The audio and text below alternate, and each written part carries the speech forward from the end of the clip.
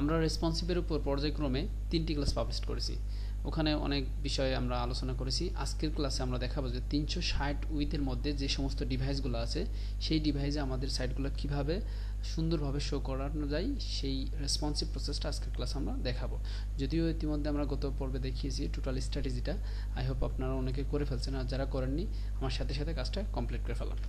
তো আমরা first time visual স্টুডিওতে আমাদের প্রজেক্ট ওপেন করব। এইটা হচ্ছে যে 360 উইথের মধ্যে আমাদের সাইটটা কীভাবে শো করবে তার একটা প্রিভিউ আপনাদেরকে দেখানোর জন্য আমি ওপেন করে রাখছি। আর প্রিভিয়াস যে ক্লাসগুলো আমি পর্যায়ক্রমে দেখাচ্ছি জাস্ট এই প্রজেক্টটাই আমরা কিভাবে করব সেটা দেখানোর জন্য, ঠিক আছে?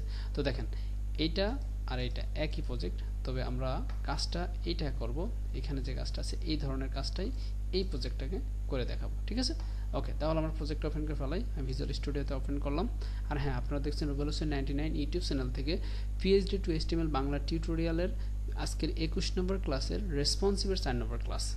আশা করি আপনারা টোটাল প্রসেসটা স্টেপ বাই স্টেপ দেখলে বুঝতে পারবেন। আর যারা আজকে আমার চ্যানেলে নতুন তাদেরকে রিকোয়েস্ট করব আমার চ্যানেলটি সাবস্ক্রাইব করে পাশে থাকা বেল আইকনটি ক্লিক করে রাখেন, কারণ আমি পর্যায়ক্রমে সিরিজ বাই সিরিজ এক একটা কোর্স আমরা শুরু করি এবং শেষ করি। যাতে পর্যায়ক্রমে ভিডিওটা পাওয়ার জন্য অবশ্যই আপনাকে চ্যানেলটা সাবস্ক্রাইব করে রাখতে হবে।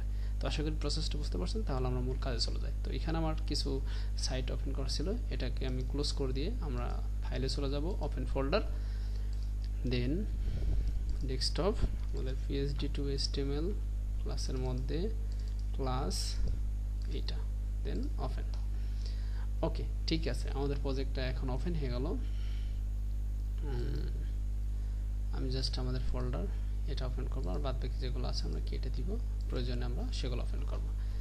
তো আমরা রেসপন্সিভ ডট সিএসএস এই ফোল্ডারটা ওপেন করব, আর এখানে আমরা লিখব 360 পিক্সেলে আমরা মিডিয়া কোয়েরি চালাবো, ঠিক আছে? আপনারা ইতিমধ্যে বুঝতে পারছেন আমি কীভাবে কী করব। তো আমরা এটা এখানে স্ক্রিনে এটা দেওয়া লাগবে না, এটা দিলেও হবে, না দিলেও হবে, কোনো সমস্যা নেই। এবার এইভাবে আমরা এখানে আসার পর ইন্সপেক্ট লিমিট করব। তো এইটা হচ্ছে আমাদের টার্গেট, মানে এইভাবে আমরা কাজটা করব কোনটার, এই প্রজেক্টের। প্রসেসটা একটু বোঝার চেষ্টা করেন। আমি বলেছি যে কোনো কাজ শুরু করার আগে একটু থিঙ্কিং করবেন। তো দেখেন আমরা এইভাবে কাজটা করব এই প্রজেক্টটার। তাহলে দেখেন এখানে মূলত ফন্ট সাইজ কমানো হচ্ছে।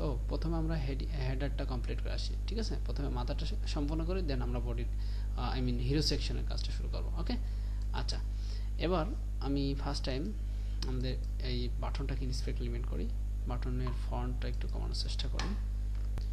তো আমি এখানে ফন্টটা একটু কমিয়ে দিলাম, ফন্ট আমরা 7 রাখলাম। দেন এবার এই কোডটাকে আমরা এখান থেকে কপি করলাম, কপি করে আমি চলে আসলাম ভিজুয়াল স্টুডিও রেসপন্সিভ মোডে, এখানে আমাদের কোডটা পেস্ট করে দিলাম।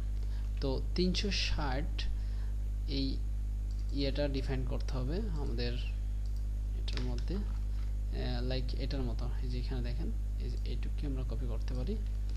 কপি করে আমি এখানে দিয়ে দিই, জাস্ট আমরা বলে দিব যে 360।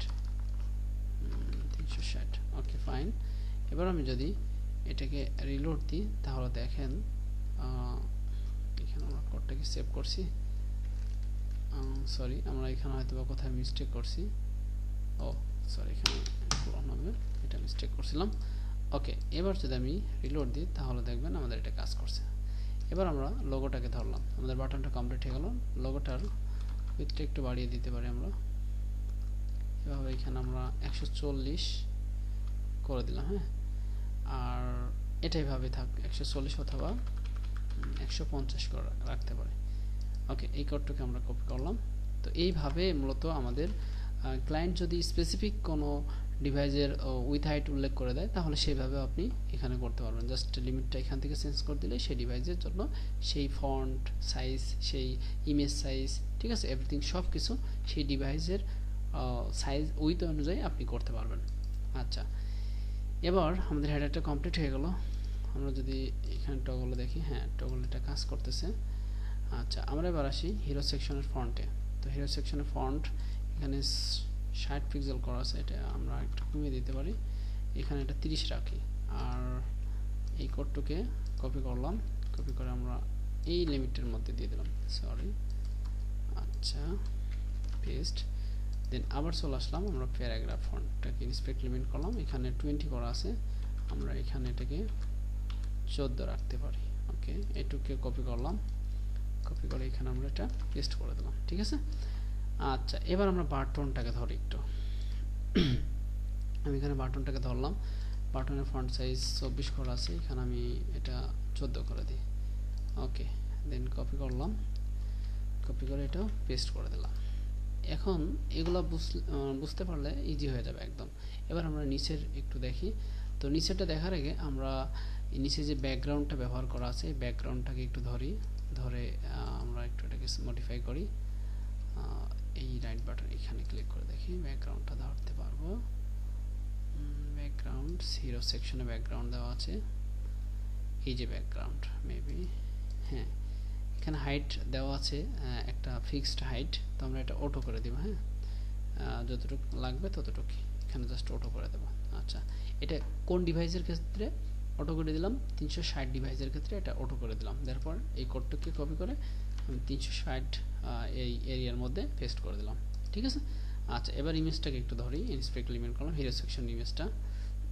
তো দেখেন হিরো সেকশনের ইমেজটা মার্জিন রাইটে টপে দেওয়া আছে এবং রাইটে দেওয়া আছে। তা আমি টপ থেকে একটু কমাবো অথবা নিচেই নামে নিয়ে আসবো। আচ্ছা আমরা একটু কমাতে পারি, এটাকে একটু কমাতে পারি, জাস্ট উপরে অনেক স্পেস পড়ে আছে, সেই স্পেসটা সরাই দেওয়ার জন্য একটু কমিয়ে দিই এবং স্কুটারটাকে হালকা নিচে নামে নিয়ে আসি। Okay perfect. এবার -35 পিক্সেল করে দিলাম। এবার এই সাইডে আমরা 0 করে দিই অথবা আরেকটু এদিকে দিয়ে দিতে পারি। ওকে ফাইন, 50 করে দিই। ওকে দ্যাটস গুড, লাইক এটার মতো আমাদের হয়ে গেল। হ্যাঁ, আচ্ছা এবার আমরা এটাকে আরেকটু উপর দিকে নিতে পারি অথবা বেশি নিলে এটাই থাক, 35 বেটার হয়, আই মিন 35। ওকে, এই কোডটুকে আমি কপি করলাম, কপি করে আমরা চলে আসলাম আবার আমাদের কোডিংয়ে রেসপন্সিভের এরিয়ার মধ্যে, এখানে সে পেস্ট করে দিলাম। ওকে, তাহলে আমাদের হিরো সেকশনও অলমোস্ট কমপ্লিট। ঠিক আছে, এবার আমরা নিচে দেখি আমাদের আর কোনো সমস্যা আছে কিনা।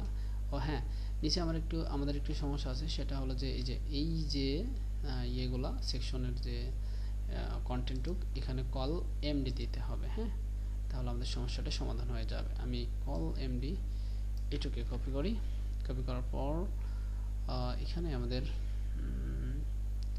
দেখে আসি এটা কি, বাই কালেকশনের মধ্যে এই যে বাই কালেকশন ইন্ট, তার মানে উপরে এগুলো আমাদের সবকিছু উপরে, বাই কালেকশন সেকশন এটা টোটাল। এই যে এখানে এটাকে ইয়ে করা ছিল, এটার মধ্যে দিয়ে দিব কল এমডি, এইভাবে আমি সবগুলো দিয়ে দিই। হ্যাঁ, ওকে ভিডিওটা অফ করে সবগুলো দিয়ে দিই। তো এগুলোতে দিয়ে আমি কন্ট্রোল এস দিয়ে সেভ দিলাম, তারপর এখানে এসে রিলোড দিই, দেখি নিচেরগুলো হয় নাই। তো দেখুন আমি মূলত কল এমডি দিয়ে সবগুলোই কমপ্লিট করে ফেলছি এখানে, আর আমাদের আর কোনো সমস্যা নাই। তো এখানে এই আইকনটাকে একটু বড় করি আমরা, এখানে একটু বড় করি, আর আইকনটা একটু বড় করলে এটা উপরে এটা নিচে চলে আসে, সমস্যা নেই, 10 পিক্সেলে রাখি। পারফেক্ট, কপি করলাম, কপি করে আমরা রেসপন্সিভে গেলাম, তারপর এখানে এটা সরি দিয়ে দিলাম। হ্যাঁ, ওকে কন্ট্রোল এস। এবার আমরা উপর থেকে একটু দেখি, আমাদের হেডারটা কমপ্লিট, এই মোডে হিরো সেকশনটা কমপ্লিট, তারপর নিচে ভিতরে যে বডি সেকশনের কন্টেন্ট এটাও কমপ্লিট। এবার আমরা ফুটার একটু ঝামেলা দেখতেছি, সেটা হচ্ছে আমাদের এইটা। তো আমরা আমাদের যে ইয়েটা মেইল বক্সে একটু সমস্যা আছে, এই মেইল বক্সের এটা একটু এটা কমিয়ে দিলাম, এখানে মার্জিন 10 করে দিই। হ্যাঁ, তাহলে মোটামুটি পারফেক্ট। এইটুককে কপি করলাম, কোডটুককে কপি করে আমি এখানে পেস্ট করে দিলাম। ঠিক আছে, ওকে। আর আমাদের এই যে মেনু টেক্সটগুলো একটু আমি ফন্ট কমিয়ে দিতে পারি এখানে, তাহলে আমাদের এটা এখানে ছোট হয়ে যাবে, এক লাইন হয়ে যাবে। এখানে 7 করে দিলাম, অবশ্য অনেক ছোট হয়ে গেছে, 10 করে দিই, এটুকু কপি করলাম। তো এইভাবে মূলত আপনার যেটা চোখে আপনার সৌন্দর্য ব্যাঘাত ঘটবে মনে হচ্ছে, সেটা আপনি সিএসএস দিয়ে আপনার মন মতো মডিফাই করে দিতে পারেন, অথবা আপনার ক্লায়েন্টের রিকোয়ারমেন্ট অনুযায়ী মডিফাই করে দিতে পারেন। তো দেখেন, আশা করি আপনারা প্রসেসটা বুঝতে পারছেন। এখন আমি যদি অন্য ইসে চলে যাই, আমি আইপ্যাডে চলে যাই, আইপ্যাডে আমি কিন্তু সেই সেম সাইজ নিয়ে আমি কিন্তু এই কাজগুলো এইভাবে করতে পারি, ঠিক আছে। তারপর আমরা এই মোডে যাই, এই মোডে আমি কিন্তু এই যে এখন 375 দিয়ে আমি এখানে শুরু করে দিতে পারি, এই যে এখানে আমি 375 দিয়ে এই যে মিডিয়া কোয়েরি দিয়ে শুরু করে দিতে পারি, ঠিক আছে। তো আমি দেখাবো না আর, কারণ অলরেডি আমি দুইটা দেখিয়েছি। তো দেখেন, প্রথমে আমি 768 এটা দেখিয়েছি, দেন তারপর আমি 360 দেখালাম। এবার আপনাদের মন মতো যে কটা ডিভাইস আছে, আপনি সেই কটা ডিভাইসের উইথ হাইট অনুযায়ী আপনি এইভাবে সিএসএস দিয়ে মডিফাই করে নিতে পারবেন, ঠিক আছে। তো আপনাদের দোহাই লাগে, আপনারা অবশ্যই কাজটা করবেন, প্র্যাকটিস করবেন, প্রত্যেকটা রেসপন্সিভ ডিভাইসের জন্য এই কাজটা প্র্যাকটিস করবেন, নিজেকে ফাঁকি দেবেন না প্লিজ, তাহলে কিন্তু ফাঁকে পড়বেন। ওকে, আচ্ছা, আমরা নেক্সট ক্লাসে আমরা পিএইচপি নিয়ে কথা বলবো, আমরা আর এইচটিএমএল সিএসএস রেসপন্সিভ নিয়ে আর কোনো কথা বলবো না। আমরা ডেভেলপমেন্ট সেকশনে চলে যাব। আমরা আর এখানে একটু আছে, এই যে লগোটাকে একটু বড় করে দিই। আমরা ডেভেলপমেন্ট সেকশনে চলে যাব। অনেক দিন ধরে আমরা ওয়েব ডিজাইনে সময় দিচ্ছি, এবার আমরা ডেভেলপমেন্টে চলে যাব। তো ডেভেলপমেন্ট শেখার আগে, ডেভেলপমেন্ট করার আগে আমাদেরকে অবশ্যই পিএইচপি সম্পর্কে জানতে হবে, না হলে কিন্তু আমরা ডেভেলপমেন্টে যে কিছুই বুঝবো না। তো এই জন্য যতটুকু জানার প্রয়োজন আমি ততটুকু পিএইচপি আপনাদেরকে শিখাবো। দেন তো তারপর আমরা সরাসরি ওয়ার্ডপ্রেস থিম ডেভেলপমেন্টে অথবা এলিমেন্টর অ্যাড-অন ডেভেলপমেন্ট এই সমস্ত বিষয় আপনাদেরকে দেখাবো, প্লাগইন ডেভেলপমেন্ট দেখাবো। তো আশা করি আপনারা বুঝতে পারছেন। আর আপনি যদি আমার চ্যানেলে নতুন হয়ে থাকেন তাহলে অবশ্যই চ্যানেলটি সাবস্ক্রাইব করবেন, পাশে থাকা বেল আইকনটি ক্লিক করে রাখবেন। আর যদি কোনো ধরনের প্রবলেম সম্মুখীন হন তাহলে অবশ্যই আমার রুবেল হোসেন 99 ফেসবুক পেজে জয়েন হবেন, ওখানে আপনি প্রবলেমগুলো শেয়ার করবেন, অবশ্যই আপনার প্রবলেমটা সমাধান হয়ে যাবে ইনশাআল্লাহ, আশা করি। তাহলে আজকে এই পর্যন্তই, আর নেক্সট ক্লাসে পিএইচপির ক্লাসগুলো দেখার জন্য উপস্থিত হন। ভালো থাকেন, আসসালামু আলাইকুম।